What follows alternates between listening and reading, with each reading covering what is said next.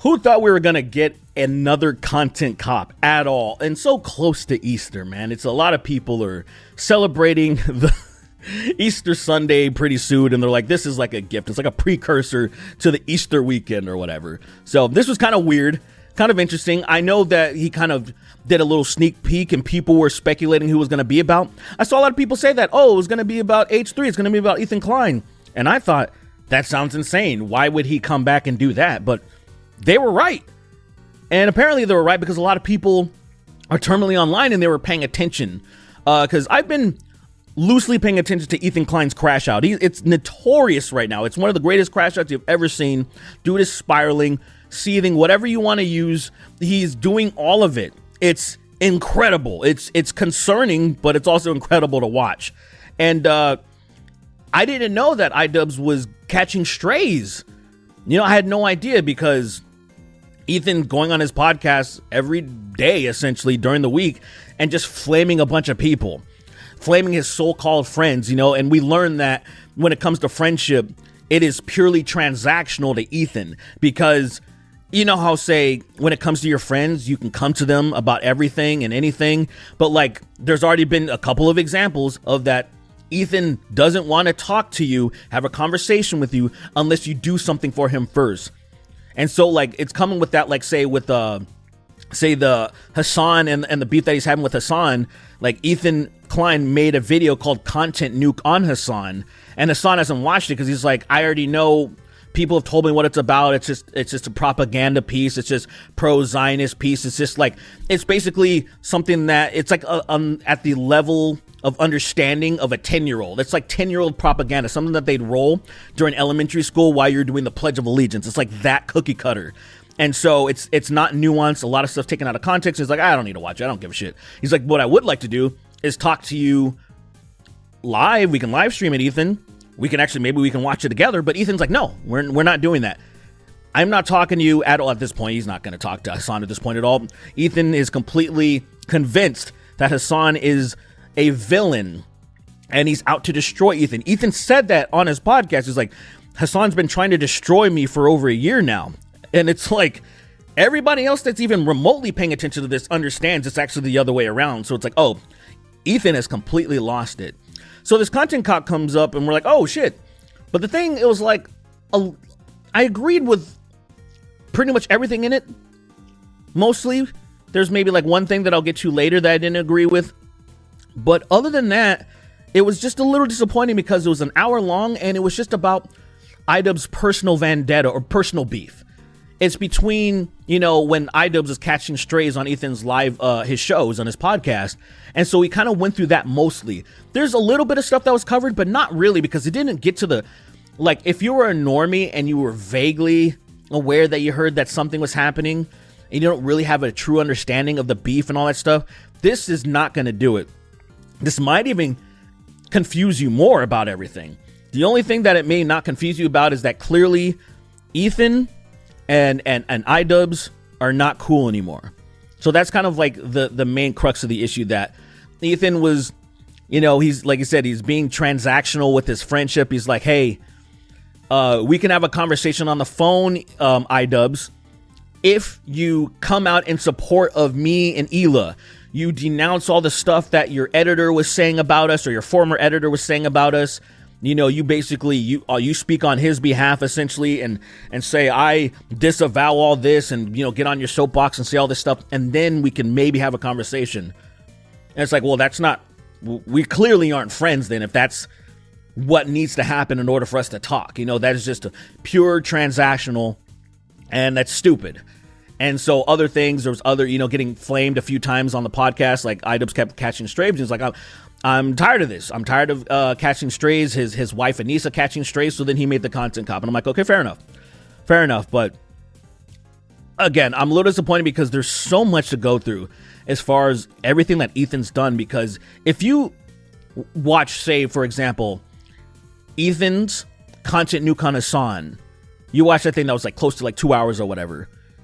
There's so much nuance left out. And it's not like, say, Ethan's being even fair to be like, yeah, I've been acting a little irrational. The way that everything's painted is that Hasan and all the people that support him are evil. They all support terrorism. and they're attacking me because I'm Jewish. That's how he paints everything. And it's so disingenuous. It's so insane. There are so many people that have been criticizing Ethan that are former fans. And even like some of the people, his biggest detractors, who are some Twitch streamers, they've even said themselves, because Idubbbz was like at the very end of the video, say something nice about Ethan. And some of them were like, hey man, like you used to kill it. You used to be great, man. I used to look up to you. You inspired me, and a lot of stuff like that. And it's true. There are people that were H3 fan pages on like YouTube or whatever. And then they're like, I can no longer do this because he's being crazy right now. And so for people that don't know anything about the situation, I want to give like a very small synopsis on like everything that's been happening from what I've been able to gather. So, you know, Ethan and Hasan used to have a podcast together called Leftovers. And that's when I actually really started to understand Hasan to a certain extent, because I have always seen his clips taken out of context. I would see a bunch of dumb stuff, him saying something really stupid. I didn't pay too much attention because I have a rule that I try to follow. It doesn't work because I'm still human. I still make mistakes, but I try to do this. If I hear something crazy in a clip, I need to go out of my way to find the context and to make sure it's like big if true, if true. So then go out of your way and then find it and see if it's actually legitimate. So if I don't care enough, I'm not going to do that. It means I'm going to just ignore what I just saw or heard. So like if I saw a clip of someone saying something pretty crazy but I don't really care about the subject, and I'm just kind of like going to just disregard it. But if I do care, then I'll go out of my way to make sure and be like, damn, I got to find and see if this is true. So I usually try to do that now. And it's a good balance. And so I would usually see stuff like that. Of course, him rage quitting and stuff and doing stuff, playing video games. Can't really take that out of context. It's just a clip of him getting mad. Like that's just funny, isolated, right? Doesn't need context. So I would just see stuff like that. But then when I started hearing long form podcast discussions and hearing his takes on certain things that I'm interested in, then I'm like, oh, he seems to have his head screwed on mostly. Obviously when you speak 8 to 9 to 10 hours a day on Twitch, you're going to say a lot of dumb shit. I mean, I have a podcast called The Snark Tank, right? Where, we do 2 to 3 hours on average, an episode. And every once in a while I say something stupid because we're just talking. Now, granted, we're a comedy show, so we have a lot more, it's like, take it easy on us. Like we're not trying to be like arbiters of truth or discussions, or we're giving you here some guidance on politics or whatever. But since he's doing it, people just want him to be a little bit more responsible. But mostly people are like, he seems to have it kind of locked in, and people kind of help him do stuff like that. And I'm like, okay, fair enough. So I didn't see a huge problem with it. Clearly, Ethan didn't see a huge problem with it too, because they did it for a long time. They had like something like, Idubbbz even said they had like 60-something episodes. That's a long fucking time. Dude, I've been doing my podcast for 5 years now with Chris Reagan and Tom Sweeney, and we just hit 300 and something, just a little bit. We're 317 episodes for 5 years. So even to get to 60-something episodes, that's a long time of doing a podcast with somebody. And then also claiming to not know their politics and to not know what they're about when you've talked about every single subject there is to everything. You've talked about everything. So what actually happened was there was a falling out when the latest crescendo of Israel-Palestine, right?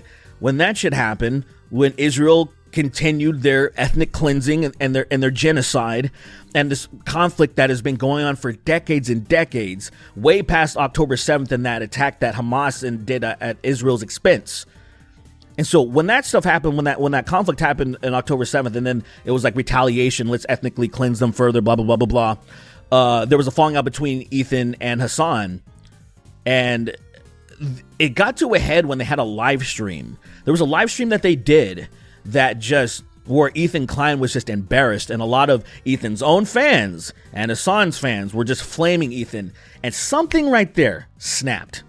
That's where everybody's kind of pinpointing. It's like there was a moment in time right there where he snapped, and there was a point of no return where he just started acting so irrational, because before he would just be like, this subject sucks. I hate everything that's going on.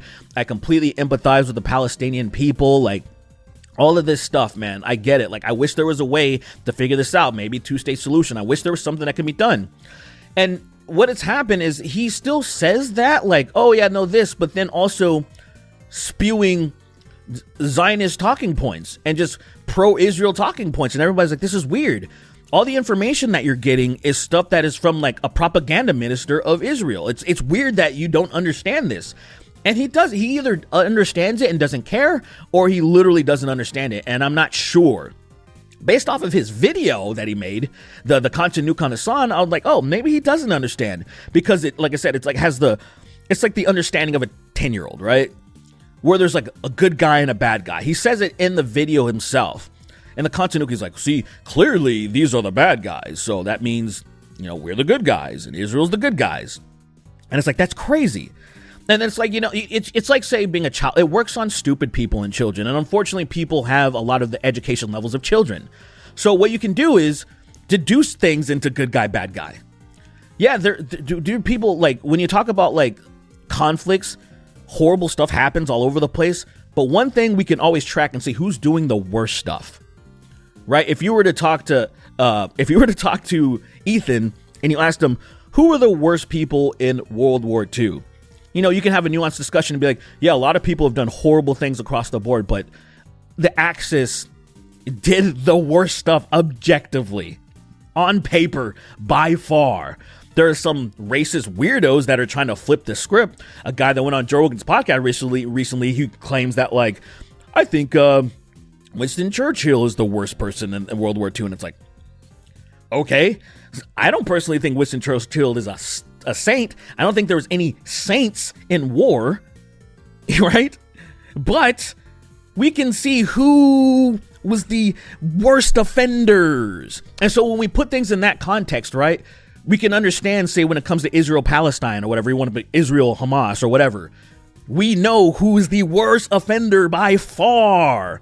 You want to be good guy, bad guy? If you want to play that role, then you would have to understand and you would have to put it on the correct place. But he doesn't do that. He doesn't do that because there's this Western idea that brown people in the Middle East are terrorists, right? And then if you look at the definition of terrorism and you apply that to everyone around the world, and you'd be like, all right, who are the worst terrorists out there? Well, then you'd be like, oh, the people that are doing the most imperialism, the people that are killing the most people, the people that are displacing the most people, that are ethnically cleansing the most people, that are genociding the most people are the worst offenders at it. But we have this idea of the good guy and the bad guy where it's like, oh, the spooky people, the spooky brown people down here. These are the ones doing the spooky stuff. Woo, right? Like obviously, everybody can agree that, say, 9/11, that was awful. Killing people shouldn't happen anymore. This sucks. But then in return, what American soldiers did in the Middle East, I don't know. How many people did they kill? Infinitely more. So it's like, when you want to talk about good guy, bad guy, like, let's be real about this. So that's the thing that, like, Ethan is not doing. And he's going insane, spewing all this stuff, trying to make excuses for Israel, for Benjamin Netanyahu's conquest. And it's insane. And that's the thing that people are like, Ethan, what are you doing? They're criticizing that. They have no problem with Jewish people. There's many people that are modern and they're like, hey, man, we understand that Israel needs to exist. It's here. It's here to stay. Horrible things have happened in the past that probably shouldn't have happened, but it happened. It's like people being in the United States. Horrible things happened that led to large populations that were native to their being gone. But now we're here where we are. We're not going to undo that, unfortunately. So it's like, okay, what do we do moving forward? Okay, we understand that. That's where we're at. But to, protect the people that are propagating all of the atrocities, the vast majority. And then Ethan will say things like, oh, Hamas keeps doing things to provoke Israel. Whoa. Yeah, because that's what the spooky bad guys exist to just antagonize the good guys. Like, that's his level of understanding of this conflict. That bad guys exist to antagonize the good guys.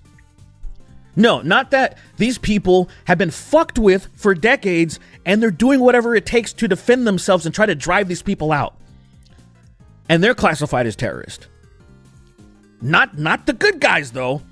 Not the people that have been slaughtering these people in the region for a long time and displaced them first. And then try to make the argument, being like, well, they were the Jews were displaced first. And I'm like, yeah, but that does that make it right? No, man. It's like it's this conflict that keeps going on and on and on and on. And it's like the people that are largely in control of the bombs, the biggest weapons, the big armies and stuff. How are you not blaming it on them? How are you making any apologies for them? It's crazy. This is beyond like ethnicity. It's on a human level.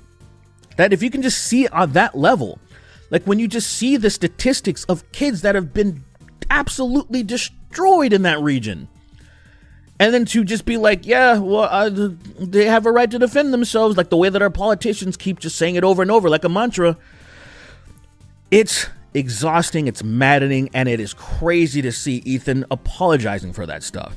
He'll claim and say that he's an avid supporter of the Palestinians, he's donated money and this and this and that. And I'm like, yeah, man, people can say whatever they want, but their actions are what matter. The stuff that you've been doing on your podcast, Ethan, is what matters. And that's the next thing I want to get to.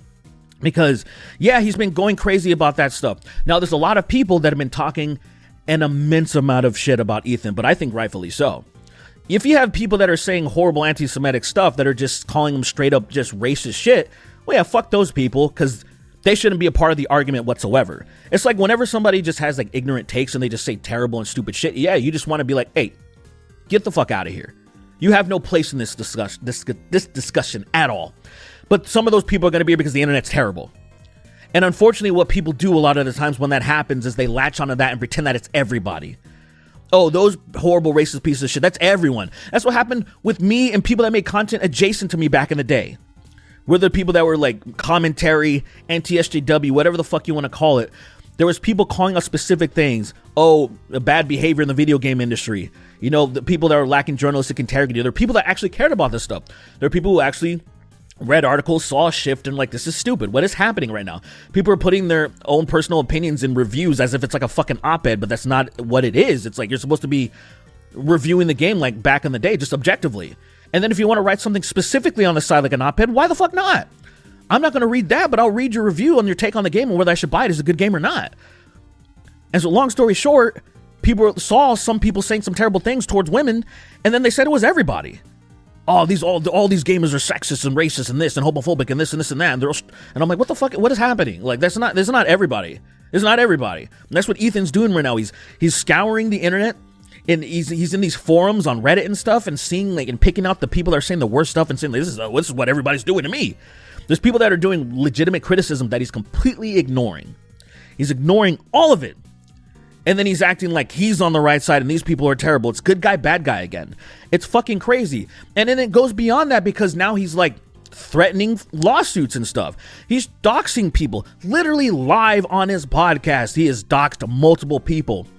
And then all he does is reply on his story on Instagram. He jumps on his Instagram story, and that's the only place he writes now because he doesn't want to see any replies or nothing. He wants to literally completely just tunnel vision, only care about what he's saying and not see anything to the contrary. So that's why he replies on the story, because he doesn't have to see anything else. He doesn't have to jump on to see any replies if you're going to put something out on Twitter or if he was going to post an actual post. You know, I mean, he can turn the comments off, but I just know he doesn't want to see any of it at all.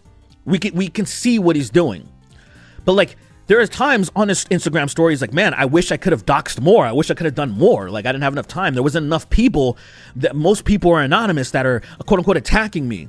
And then he'll find the people who aren't anonymous and then blast them on his podcast live that have tens of thousands of live viewers. And then in the VOD, you know, the video, that's what the Twitch people call it, hundreds of thousands, almost 1 million views on the VOD.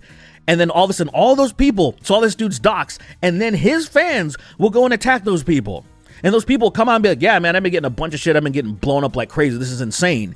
And then other people, detractors of Ethan, will see that, and they'll fuck with Ethan even more because, like, how dare you? What are you doing? And then all of a sudden, Ethan comes down, like, I can't believe they're trying to dox me. I can't believe somebody called the CPS on me and shit like that. And I'm like, bro, you can't be surprised at this point. You've been online long enough to know how the internet operates. You are fucking with people first. And then all of a sudden, you're doxing people. And now you're surprised that people are trying to do crazy shit to you. And this is how crazy it's gotten. It's gotten to that level to where I'm like, What the fuck does his family think of this? Where are they? His producers on the fucking podcast, what are they doing? And this is the one thing that I want to talk about when I disagree with Idubbbz. So when it comes to the video, I thought it was largely good. But one thing that he said was that, Ethan's, the producers they're in a hard place, you know, because how do they handle this, you know? Like, I'm like, no. Ian, if you see this, no, absolutely not. At this fucking point, that they're still riding with him when he's clearly in a fucking hard place and he's crashing out hard. Fuck them. They are excusing this behavior. They are helping him. Dan, the fucking producer, was the one digging up information on that guy, Noah Samson, that made a video about Ethan Klein and other commentary people saying that they're backing a genocide.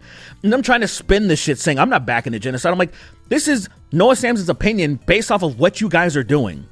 You are taking propaganda from a website that had this anti-Hasan website, taking this fucking propaganda and a bunch of clips out of context, making videos based on that is helping and excusing the fucking Palestinian genocide. And they're saying, no, I'm not excusing. Like, I feel for the Palestinians. I'm like, but you're taking the fucking propagandist rhetoric of Israel and spewing it and spreading it. This is how you're backing it. That is backing it. Not that you fucking accept it or condone it, but you unwittingly are backing it. This is what's happening. And fucking Noah Samson made a video showcasing that, and then because Ethan's so mad about it, he's trying to sue Noah, and then Dan comes up and he's like, oh, I got some information on Noah. You know, an ex-girlfriend's come up, and then Ethan's all giddy and excited, as you see in the content cop, like, ooh. He even slips, and he's like, is it like a rape allegation? He's like, I shouldn't say that. I shouldn't get ahead of myself. Because he's so giddy, hoping that, oh, Noah's such a terrible person. Like, oh, Noah was not the best partner to this fucking girl. They had a conversation about it. None of my fucking business. I don't give a shit about Noah Samson. Like, I like his content. As far as what he does personally, I don't give a fuck. Yeah, if something came out, something horrible he did, sure, call him out on it. But you're digging for stuff that's not there. And Dan helped him. So fuck Dan. And then AB, who's actually Arab and who actually has a little bit of a stake in this because he probably has family from the region. You know? What is he doing? I'm gonna be honest, I DM'd AB. I DM'd AB. I was like, fucking, hey, bro, what are you doing? Why are you still on this fucking podcast? Because at this point, this is how you handle this shit. If you see someone crashing out that fucking hard, you intervention, and if he's like, I'm not going to stop no matter what, then you fucking leave. Because that's what you do to family too, right? You have family that say maybe they're just alcoholic and they're spiraling, they're going crazy. You intervene, you're like, bro, we're not going to fucking support you. We can't be around you anymore, and hope they snap out of it because they've lost everyone around them. You're hoping that they do. And at a certain point, you just can't help some people. It's unfortunate. It sucks. It hurts. But you can't save everybody. So at a certain point, you're just hoping that Ethan will snap out of it. Maybe he'll learn the error of his ways because he's lost all of his fucking support. But the fact that you're backing him and you're adding fuel to the fire makes me think maybe you want him to crash out. Maybe you want Ethan to fail. Maybe that's your out. You're like, I don't want to fucking lose my paychecks. I want to milk this as long as I can. I do want to get out of the situation, but maybe the best way is for Ethan to crash out. And then it looks like I was loyal to the end. So just in case if he gets better and wants to start things up again, I'll still have a job. Instead of him never going back to me because I abandoned him. Because I imagine that's the fucking situation. And that makes you a money-hungry pussy. Like any of those people that are doing that shit, that are still there supporting this fucking operation, you're crazy. You know doxing people's fucking wrong, and they did it live on the podcast. They know it's wrong, and they fucking stuck with him. They didn't tell him, dude, I am not going to be any way part of this. Imagine working for a fucking podcast and seeing people be doxed fucking live. I don't care how bad you think they are. I don't care how bad you think the fucking person is. That is not your fucking business to do that. It's not your business to fucking expose them live on the fucking podcast, go on their Instagram, search their pictures, show their fucking family, and have your dumbass fans search their family and call them and make threats and say crazy shit. And then being mad and disappointed that you couldn't do it to more people. That's the type of shit that happened. And when I talk about this specific subject, this was somebody that criticized them because Hila, she recently got a Star of David tattoo. And again, what's happening is they're acting like, oh, people are just shitting on them because Hila is Jewish or Israeli. That's all it is. And it's like, no, people understand where you guys are at right now. You're spreading plenty of propaganda, and you conveniently got that tattoo right now. Not like, say, at any point in history when you've been alive, because nobody would have given a shit. Even if it was just barely post the conflict. Say October 7th happens and October 9th, Hila got the tattoo. They'd be like, yeah, I get it, man. I get it. But this so far into the conflict and what has been happening, what has transpired, people are a little bit side-eyed. They're like, this just is a bad fucking look. Like, say if somebody, it's like somebody getting an American flag after years of destroying Iraq and Afghanistan. After fucking hundreds of thousands of people have been murdered. And then you get that, and then you'd be like, all right, people would be like, bro, what? Like, come on. This is distasteful, but you, and then you're like, oh, what, you hate me because I'm American? Is that it? Is that what's happening right now? And I'm like, don't be so fucking obtuse right now. But that's what they're throwing their hands up right now. They're like, it's just, they just hate me. And I'm like, fuck, dude. Yeah, I'm sure there's like 5%. There's a small amount of people that are going to say some racist shit, but you know that's not what most people give a fuck about. Most people have never given a shit about Hila being Israeli. They're just like, oh yeah, it's Hila. Great, she's cool. Just like Hila went on fucking line. She went on her Instagram and accused somebody of stop working with her, an artist, because she's Israeli. Mind the artist was working with her before. And I'm like, oh, what, did he just out of nowhere just like, oh shit, I didn't realize you're Israeli. Oops, I didn't realize this and I just dropped you. No. Their brand has become toxic, so he cut ties. And then they spun it, Ethan and Hila, in a way that, oh, they're not working with me because I'm Israeli. And I'm like, this is where they're at right now. This is where they're at, dude.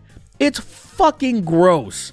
It's the type of shit that we used to shit on back in the day when you would call everybody a fucking Nazi for having some sort of disagreements about something specific. But then, no, across the board, oh, you're all Nazis. You're all racist. You're all sexist. You're all homophobic. And it's like, bro, what the fuck is happening? And this is what they're doing. And the producers, all the people on the podcast, capitulating. They're absolutely backing it, condoning it. You can't act like you don't agree with this shit and stick around. It's fucking crazy, man. I can't believe this. And a lot of the stuff that I talked about is stuff that I wish that Idubbbz would have talked about in his content cop. I imagine that he thought this is not his place to do it. But it's like, well, also, you had those people in the beginning that Ethan hates, right? And claims that they're all terrorists. All those streamers like Denham's, Hasan, and whoever the Frogan, all those fucking people, whoever was there. I don't know most of those people, but I'm aware of. I am aware of most of them, but I don't really know them. But like, I've heard the stuff that Ethan has accused them of, and the horrible things that he said. And these people have valid criticisms. They watched Ethan's content nuke and they're like, oh wow. So much of the shit that you've put in here is taken out of context. It's insane. There are things that you've put in here with your quote unquote proof to support your argument, and then within the same text disproves your argument. And it's like, the level of bullshit is insane. And to not admit to it being a mess or being shit or anything. And apparently I'm hearing that he's going to make another content nuke, which is just like, for the love of God, anyone that has access to Ethan Klein, like, I've DM'd him before. He's not talking to anybody. I haven't recently said anything to him because he didn't even respond to me on casual apolitical stuff. So like, he's clearly not going to respond to me now. But I'm just saying, anyone who has legitimate access to who can talk to him, for the love of God, you need to do your due diligence. If you actually care about this guy, stop him at all costs from doing this, because it is only hurting him. The content nuke did absolutely fuck all to Hasan. It did nothing. All it did was reinforce people who already hated Hasan because they're retards to just hate him more. And that's who he geared that fucking documentary towards, that content nuke or whatever. He geared it towards people that are already anti-Hasan detractors, so they don't care about nuance. They don't care about anything. They don't care about the Nakba. They don't care about any of this stuff. They're not going to look into any of this stuff. So you can leave out a lot of information, and they're just going to absorb it. Like, I saw a comment one time, like, man, I learned so much from watching this documentary. And I'm like, I bet you did. I bet you did, you dumb piece of shit. Of course, this guy was a fucking MAGA Trump supporter that hates Hasan, but watched Ethan's thing, and he was like, oh, it was pretty good. Because, you know, they're aligning right now. It's wild, though, man. What a time to be alive. What a time to be alive, man. Shit is going so fucking poorly in this country. And then just seeing some of a lot of our favorite creators, somebody who we look up to, someone who's, man, the bastion of fucking of a fair use, someone who was like the arbiter, really, who set the precedent of fair use on YouTube, and watching him going out of his way to sue everybody, threatening all this stuff, DMCAing clips, seeing him do all this crazy shit that he would be 100% against, like just a few short years ago. It's wild, man. It's easily the most notorious crash out we've ever seen, and the longest, because it's just ongoing. And seeing all the people close to him just absolutely failing him. Seeing Ethan get a portrait tattoo of Hila that just does not look good, man. And I'm like, there's no way Hila could have been okay with this. And it makes me think, and I have no proof of this, but I'm like, maybe there is some conflict going on at home, because the timing's a little interesting. I think maybe he's crashing out harder because maybe this is bothering Hila more than it's bothering Ethan. I don't know. A lot of people are speculating that Ethan is a fucking an extreme narcissist, and he can't accept that he may be wrong on some of this stuff. I understand that sentiment. I don't know about him being a narcissist. Maybe now, because he's like skinny. He's skinny now. He's looking good now. He looks fantastic. Maybe that changed him. But before, like, he's always seemed to be extremely critical of himself and self-deprecating. But whatever's happening right now, it's fucking crazy. And just like Idubbbz said, I want him to get better too. If Ethan was legitimately my friend, and I had his if I had his address, if I had any, dude, I would fucking knock on his door and be like, bro, I love you, I care about you. Like, I don't give a fuck about the detractors. It doesn't matter. I could say that you are 100% right. I could even say that. It would be like this. My argument would be like, you could be 100% right, Ethan. The way you're going about this is destroying you. It is destroying you. You cannot go about this like this. You know how the internet works. You cannot win. You took your best shot. And the best thing to do now is just to fuck off so people will move on to the next thing. Because they're not going to stop as long as you don't stop. And it's like him knowing how the internet works. It's like he must know this. So maybe he wants to be destroyed too. I don't know, dude. I don't know at this point. But the content nuke, interesting, light in substance, obviously very successful based on the numbers. 3.1 million is pretty crazy, man. That's pretty crazy in one day, because he wasn't getting views like that. And I'm very interested to see what this leads to. If this is going to lead to, like Idubbbz was saying, maybe more people are going to speak out. I feel like I'm like, where the fuck was everybody before? Like on my largest platform right now is my podcast, The Snark Tank. I mentioned it before, and I've spoken out on the podcast. I risk fucking never being able to speak to Ethan before, because it's not about that. I'm not a clout chaser. I don't give a fuck about that. To me, it's like, here's somebody who's clearly not well. I hope they get well. They're doing some really fucked up stuff. And from my understanding, I thought this is not him.